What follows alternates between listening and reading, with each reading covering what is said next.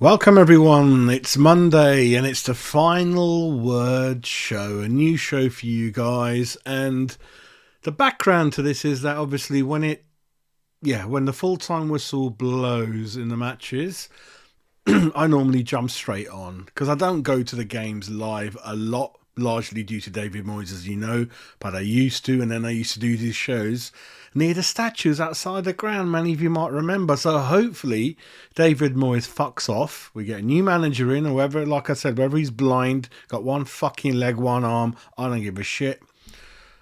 And then I'll be going to all the games, doing live kind of shows. Yeah, it's from the statues, live reactions outside the stadium, might bring a couple of fans on as well, that kind of thing. But yeah, so I do that when, adrenaline is flowing, I'm fucking pissed off, passion's going overboard, you guys are in a live chat, and it's that kind of show. It's lively, it's passionate, things get said that shouldn't, lots of swear words. That's kind of me and that kind of show. And this show, it's still full of passion, still might be, will be a lot of hot things said, but it's more kind of, you've got 24 hours to sleep on it, think about what other people are saying and thinking, look at the post-match interviews from the manager, from the player, read some more news in the morning, and then you kind of reflect. And then you might have missed a few things you wanted to say because it is immediate. It is kind of adrenaline flowing, and you do miss one or two things even from the match that you wanted to talk about. It's basically a live script, so you will do that. So I hope you will enjoy this show. It will be consistently kind of a day after the match, really. So yeah, it's kind of gone. It was a very, very bad day. I feel. Fuck the point. I don't want a point. Fucking give that point to Burnley. I don't fucking want a point to Sheffield United. I don't fucking want a point against Burnley. They can fuck off. Because shove that point up Moyes' fucking Y-fronts. I'm not interested. I want to win. I want to be ambitious.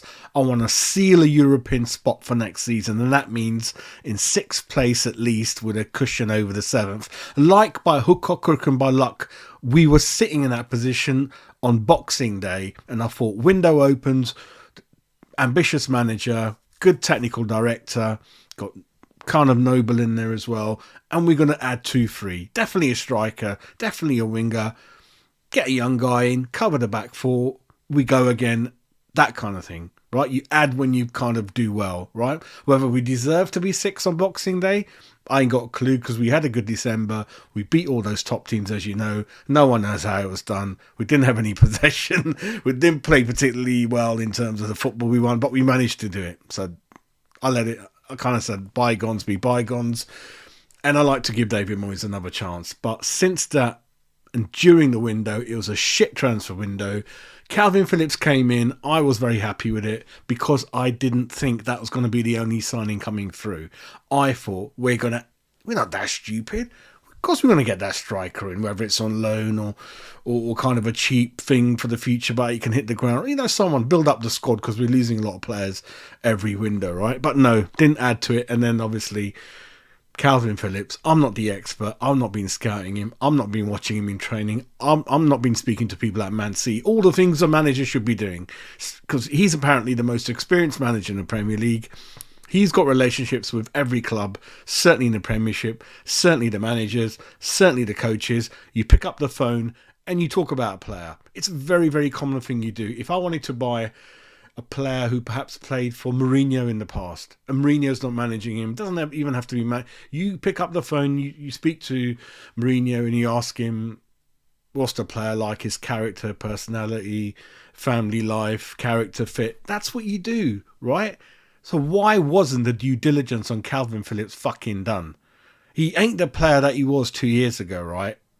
It's obvious. And I'm telling you right now, as a team, that first half was one of the worst I've ever seen in recent times as a West Ham fan. And on a personal level, on a player front, Calvin Phillips, that was fucking bad as it gets.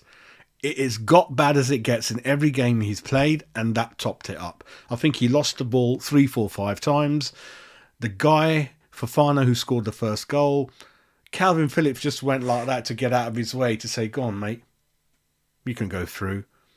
and him and Agerd, and between the two, between the gap, the M25 8-lane gap between central defence and kind of midfield, centre mid, he managed to get through and have time and space to launch that missile to make it 1-0, right? And Calvin Phillips, going back to him before I close off on him, yeah, don't want him next year. He's damaged goods. I don't want to say that word. I don't know why I said it, but I think it's nothing to do with fitness.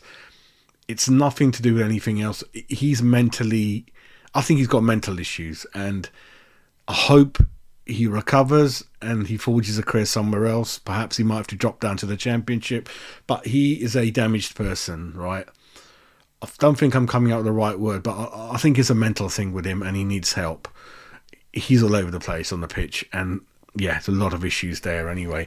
But another thing that's fucking me off now is a lot of the fans are saying, oh, if the first half was bad, wasn't the second half wonderful? Wasn't it amazing? What the fuck are you on about? Look at the final score. Burnley and Sheffield United in recent times are two of the worst fucking teams I've ever seen in the league. Right? And they both got points from West Ham, and they both get hammered week in, week out, 6-0 at least. Look at the final score, it's 2-2. I don't even want the point, they can have it. I do not want a point against teams like Sheffield United and Burnley.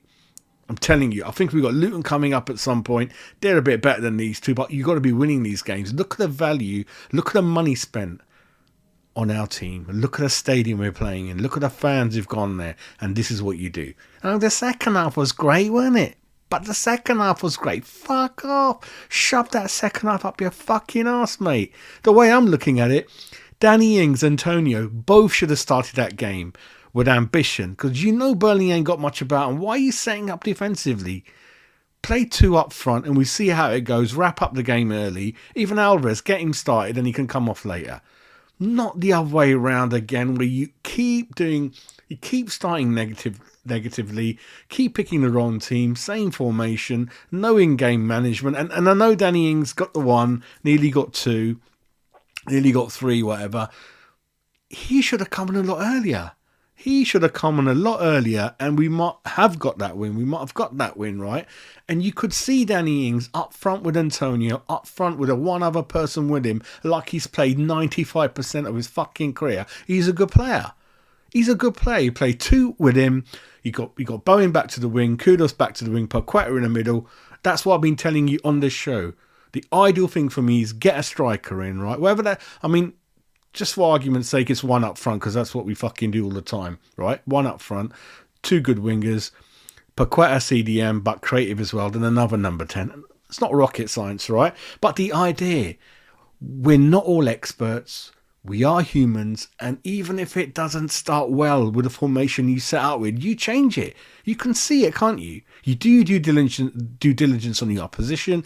You look at the training, you speak to your players, you know what kind of state they're in. More importantly for me is you look at the bench and the squad. You got to manage the whole squad like they're playing. So it's more important that you stay in touch with those injured players, with players like Cornet who are not getting any game time. You've got to make sure that their mental state is good, that they're still motivated, they're part of the family, they're part of the group. It's all part of management, which I don't think David Moyes does well. And I'll say it again, I think his backroom team is shit. They're yes people. They don't give him any idea, any other.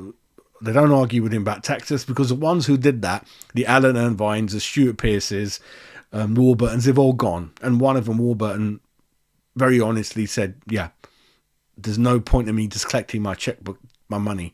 I don't need the money. I'm all right. And I wouldn't do that. Right. That means they're just there to sit next to him. And you saw that funny thing yesterday where when the shit hit the fan, Moyes walked towards Nolan, try to get some advice out of him, which he never normally does. And Nolan doesn't even say anything. He's got his hood over his head. And his biggest concern is, I don't want to get wet out of here.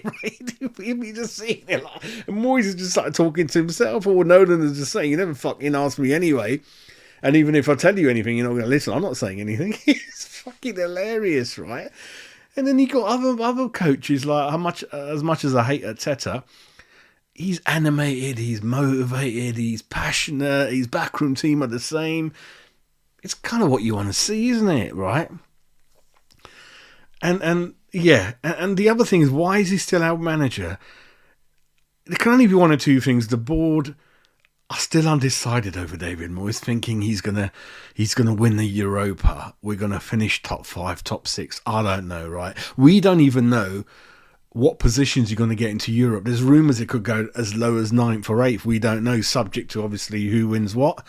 And going back to what I've always said is that the British teams are way, way ahead of their European counterparts in terms of money, power, strength, ability.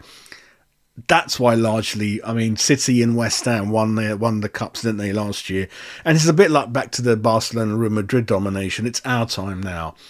And Villa look pretty good. Well, very tough draw against Ajax. We'll see how that goes. But if they get past Ajax, then they could be in a running to win the conference. We've got Liverpool in our competition, Europa, looking very, very good. So, yeah, we'll see what happens. But it can only be that they don't know, that they haven't made their mind up on him. Or it's just a typical laziness that, no, we're just going to let it run. Or we've made friends with him. We want to do the gentleman's thing. We don't want to sack him. We want to allow him the kind of option to walk away, handshakes, head held. Oh, fuck off, mate. What do you care about more? The fans. The fans should be the heartbeat, the engine of the club. The fans are fucking crying. They're stressed. They're wasting money watching that shit, taking their kids there. It's just a nightmare. Kids are going out the ground crying like, it's just fucking painful, mate. It's painful, right? And I ain't got a clue. They've got to sack him. And okay, the only worry is usually you have an ex-player in the backroom team as a assistant that you can bring in, maybe. But I think Kevin Keane could do it if it were one or two with him. I think we've got Mark Robson in the background. Noble still there. I'm sure between them three they could carry the club over the line. They know how the West Ham set up. All three of them played in attacking West Ham traditional teams. That's all we want. We just want smiles back on the fans' faces. Again, going back to, we're not in it to win every game, but we've got to apply ourselves in the right way. Good football, set up an attractive way, play one or two strikers up front. Even look at the smile on Danny Ings. You know, he's playing with Antonio and a person up front with him. And like I said, you give Danny Ings a few chances in the area, in the penalty box, Fox in the box, he's going to put it away. Much more than recently where Bowen and, Paqueta and Kudos have not quite had their shooting boots on, really. The other thing is a little bit away from the game is obviously, actually, let's stick with the game. The penalty, the handball. It looked like a penalty, but after listening to the reasons and a lot of replays, it's apparently, they reckon that it's a mixture of Souček slightly fouling him behind his back, which made him go a bit more forward into the ball, and then I think he hits he headers it into his hands. It's not directly at the hand, so that's why VAR didn't even look at it. That's why the ref didn't even look at it. So apparently it is the right decision. Then the other one, which is the Danny Ings goal, ruled out for Antonio, slight offside. That one is neither onside or offside, and I think the benefit goes to Antonio. That one, I think, is dead. I don't think anyone's offside or on. I think that's just dead. He's just dead straight. I don't know, whatever you call that.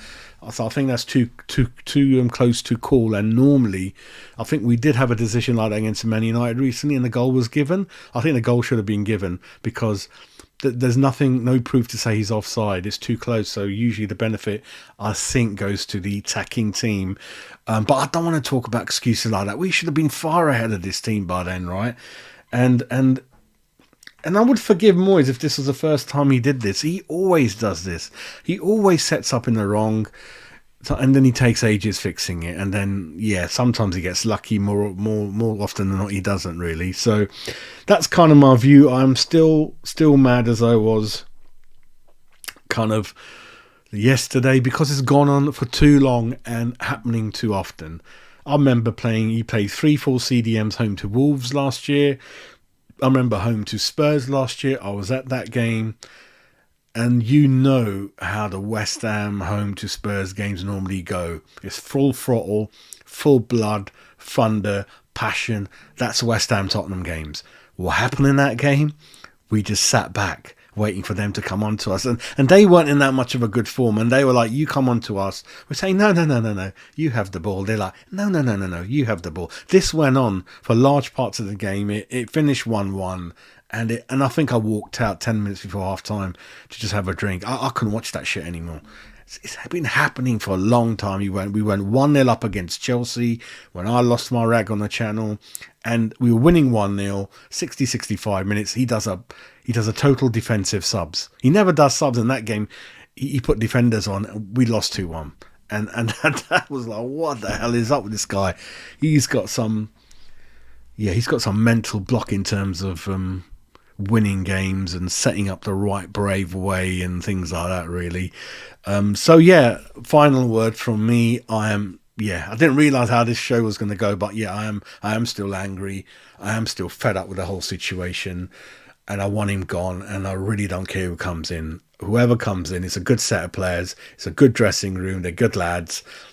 Just guide them. And then, like Harry Redknapp said, all you need to say to a lot of those players, because they're that good, especially 4, 5, 6 of them, just carry on doing what you're good at. Let me know if you're happy with the team. Just give me a hint. Are you happy playing there? For me, even though I'm the manager, it's always good to speak to players. Are you happy privately in your life? Are you okay? Everything cool? That's what you got to do. And you got to use a subs bench. You mustn't forget they are part of the squad. You need to keep them motivated. You need to keep them involved. You need to keep them warmed up and informed. Like we found in December, January, he started playing players he hasn't even played all season, right? And now we got an issue at left back because we didn't buy any cover in the window. Now we got an issue now, right? So Krezi wants to leave the club. Club wants him to leave. Ben Johnson wants to leave the club. I think he's going Palace. And those are the only two that can cover at left back. So it's not an ideal situation. And I kept telling everyone that we have got the least amount of injuries last 2-3 years. And it's going to change at some point. It's still not bad now, but because the squad is so bad in terms of outside 11, we ain't got anything, certainly in terms of who he trusts and plays, we're fucked. And then he blames injuries. Fuck off, mate. It's your fucking squad, your bench. It's your responsibility. You've had 8 transfer windows to fucking sort it out, right? And very, very frustrating. I'm going to be there at the Freiburg game. That's going to be my first game since the Bristol City FA Cup game, which was shit at home as well. Thank God I didn't go yesterday. Oh, that was painful. So that's my comments. I hope you enjoyed the final word. Still, adrenaline is still flowing, for the wrong reasons. And I'm going to be angry, and I was angry when the window shut. We didn't buy a striker. I could not believe it, and that's fucking really making me angry. And I think he's just got to go. If you really care about the fans and where this club's heading, this season, you would make a change. And whoever it is, it's up to you to do that. Whether you've got the kind of the guts and the kind of ambition to go out and grab someone out of someone else's team who's doing well, even before the season ends, that'll be amazing. That'll give the new manager even more time than the summer. So by the time, you're in charge for 2 months, so you do your homework, you build that bond with Tim Stuyton, and you hit the ground running in the window at last. And at last, we get rid of that cunt who doesn't want to buy any players, dillies and dallies. We get 2 people in, all working on the same page. Owner will leave him alone, and hopefully we're all right. Even though it's not totally going to be... The cloud will not totally lift from this club until Sullivan's gone because of the move to from Upton Park and his kind of habit of interfering with transfers. I still believe he interferes in transfers, Sullivan, right? Having said that, I don't totally know what other owners do. I will never know that, but he still does, and that's what I can tell you. I think Danny Ings was his kind of player. I think 1 or 2 other things were stopped in the past, and it's not healthy where David Moyes is kind of wants to sign Maguire and McTominay, and then he kind of got Ward-Prowse, Calvin Phillips in, and the other players that's not healthy, because then Moyes will not want to play those players. He will want to be proved right because he's stubborn. He's an arsehole. He's a big-headed fuck. See what I mean? It will be better. New manager comes in. because I trust Tim Steidten more than Sullivan, and the biggest jobs Tim Steidten will have going forward, he will be the top dog, Tim Steidten. He will be, responsible for recommending, installing a new manager, responsible for largely recruiting the players. Then we will have like a coach type manager who can play good football, and he will be given the players by Tim Steidten for him to coach.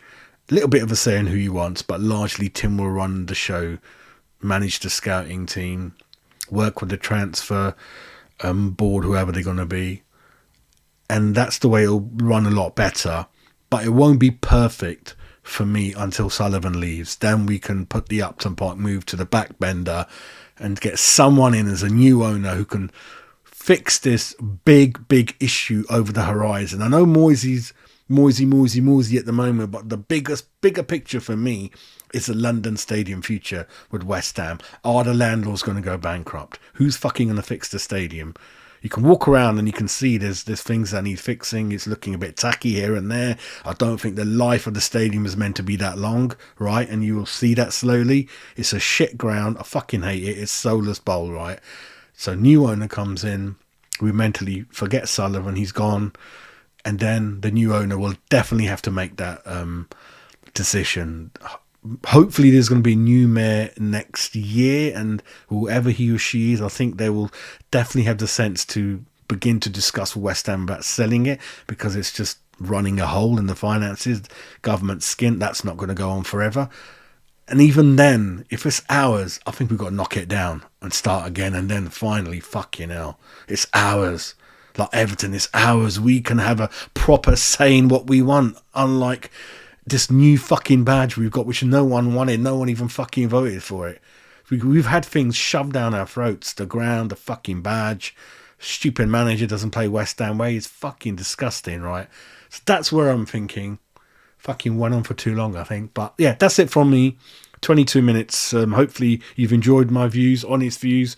Put your comments in. Share and subscribe if you haven't. Keep following me. We're racing towards 3,000 subs, like I said. I will speak to you guys shortly. Have a great Monday, everyone. Come on, you irons.